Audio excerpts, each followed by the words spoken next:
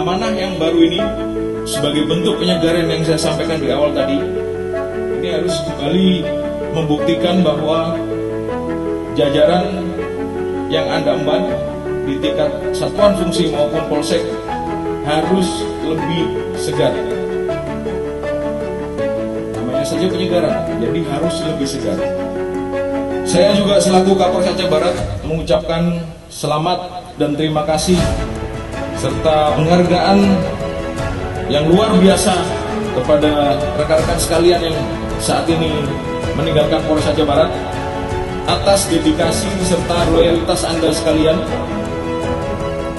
dan kerjasama serta kerja kerasnya selama saudara menjabat di Polres Aceh Barat.